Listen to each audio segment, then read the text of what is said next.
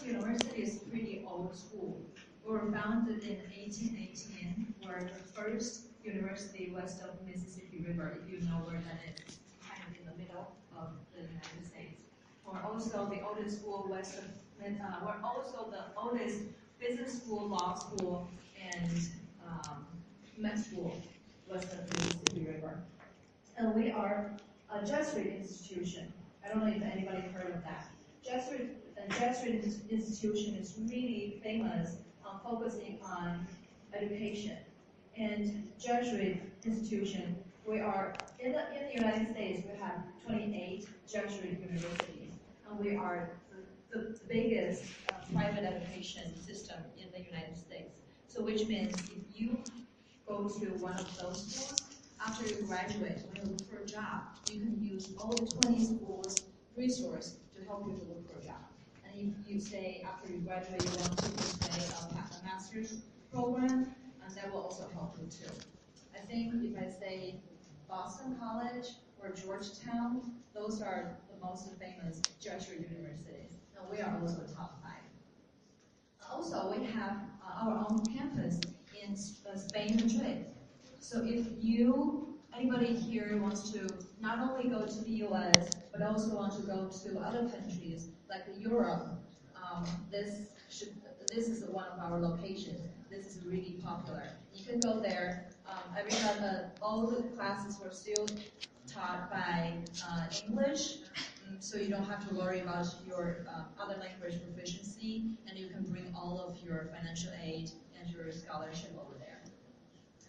About our programs, so SLU is ranked number 96, and also our graduate programs in business school, international business, entrepreneurship, and accounting ranked number 12, 14, and 24, and our graduate business program, like supply chain, is ranked top 22. So those are all our pretty good programs.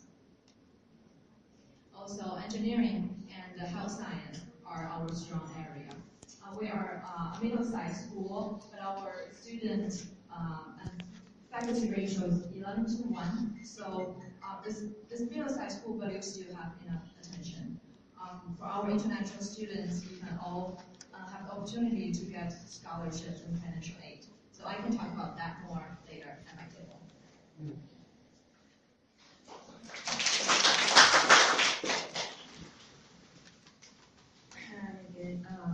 My name is Christina and I present St. Catherine University. St. Catherine University is located in Minnesota, St. Paul. It's an all-women college. The undergraduate level is for women.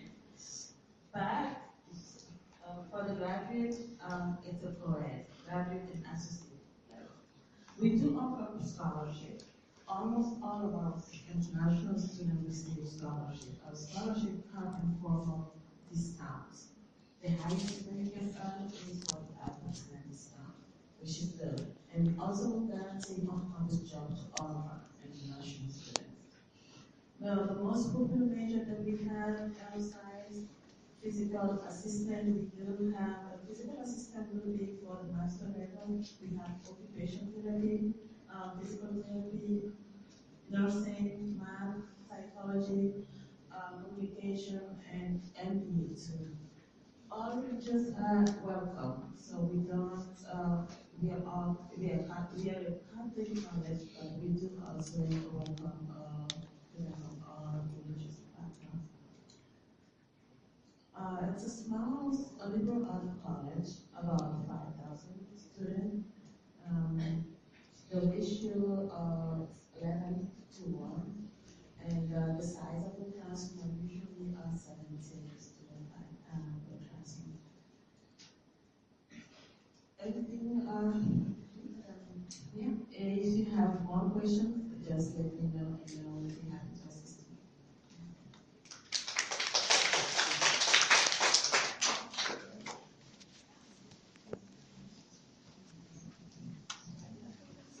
So all the schools, 5 schools are here today, are from the Midwest. So you can see that map. The red part is in the middle. We call us the heartland. because we're not the East Coast, we're not the West Coast, we're right in the middle. And today we're here, we really wanted to tell you why you want to come to the Midwest and study.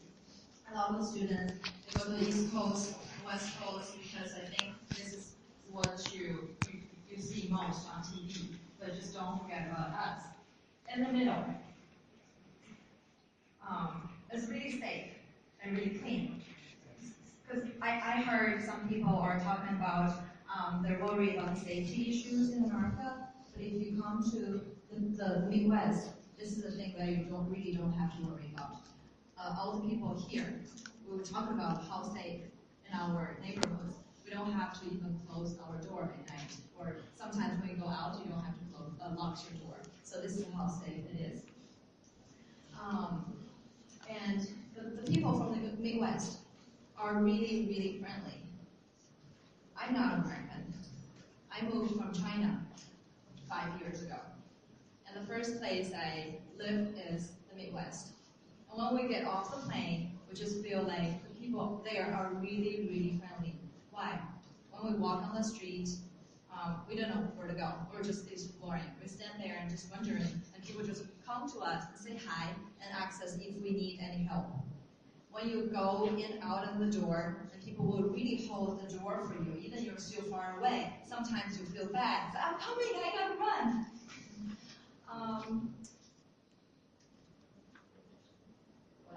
Welcoming. So, okay. So, cost of living in the Midwest. The cost of living is actually a lot lower than the East Coast and the West Coast. Because we have less people, so we have a lot of land, the less people. There's a study about how much you spend in the Midwest and on the coast. So if you are living in the East Coast, you have $100. And that you can also get the things equals to $70, $80. But in the Midwest, it's about 110 or 120. So that's living cost.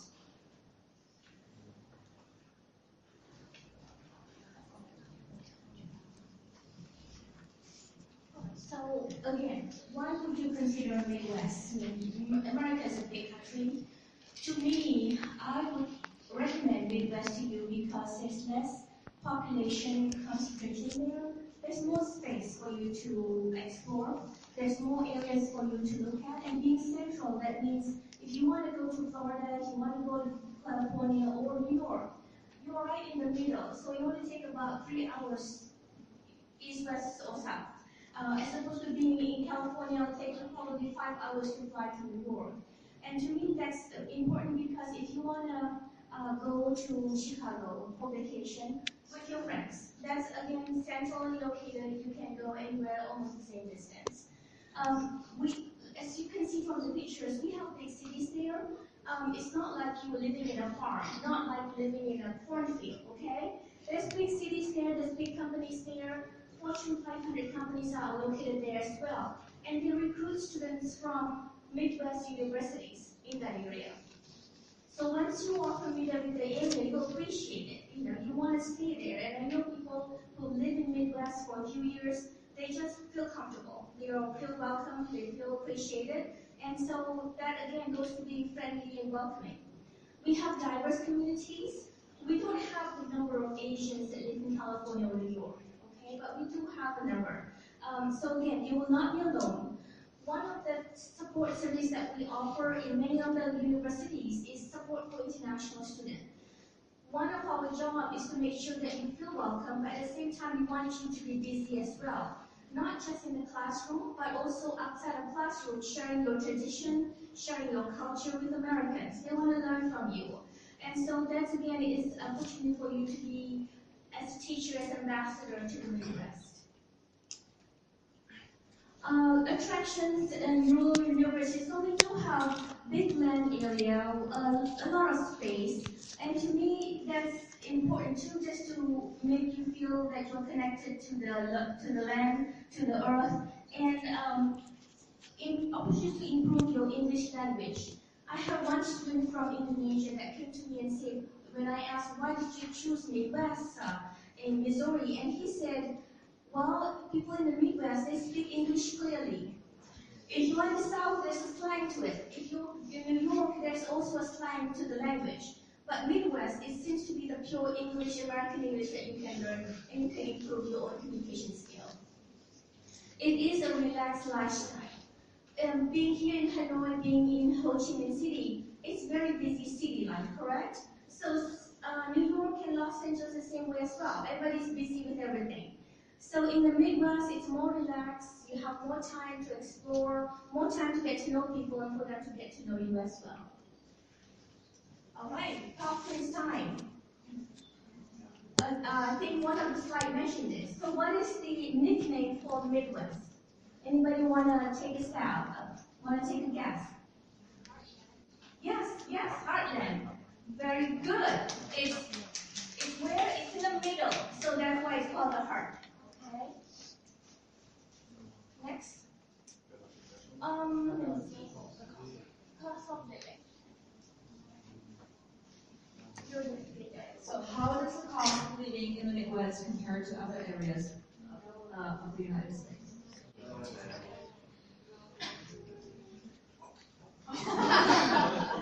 Take them all. And yeah, we can do this. Guess. Have a guess. Yes. How many Past Fortune 500? readers. Yeah, 500 companies have headquarters in the Midwest. What is it? 500. More than 100.